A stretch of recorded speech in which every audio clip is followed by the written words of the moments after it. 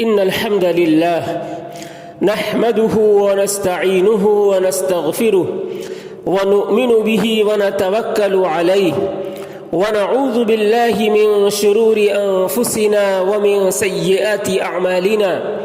من يهده الله فلا مضل له ومن يضلله فلا هادي له، ونشهد أن لا إله إلا الله وحده لا شريك له، ونشهد أن سيدنا ومولانا محمدًا عبده ورسوله الذي أرسل إلى الناس كافة بشيرًا ونذيرًا وداعيًا إلى الله بإذنه وسراجًا منيرًا لينذر من كان حيًّا ويحق القول على الكافرين. ومن يطع الله ورسوله فقد رشد واهتدى، ومن يعص الله ورسوله فقد ضل وغوى.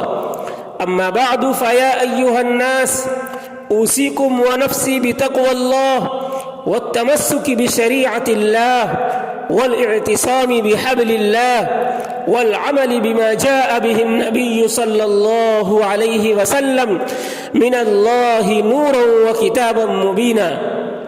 أيها المستمعون الكرام، قال الله تبارك وتعالى في القرآن المجيد: وما أمروا إلا ليعبدوا الله مخلصين له الدين حنفاء ويقيموا الصلاة ويؤتوا الزكاة وذلك دين القيمة.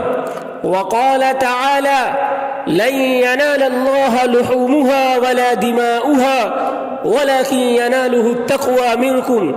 وقال تعالى في موضع آخر: قل إن تخفوا ما في صدوركم أو تبدوه يعلمه الله ويعلم ما في السماوات وما في الأرض والله على كل شيء قدير.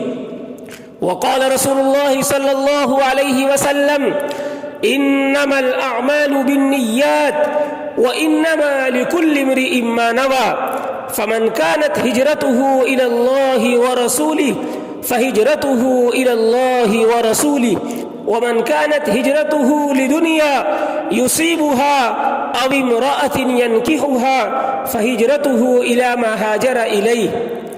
وقال النبي صلى الله عليه وسلم: لا هجرة بعد الفتح ولكن جهاد ونية، وإذا استنفرتم فانفروا، أو كما قال عليه الصلاة والسلام: أقول قولي هذا أستغفر الله لي ولكم ولسائر المسلمين فاستغفروه إنه هو الغفور الرحيم.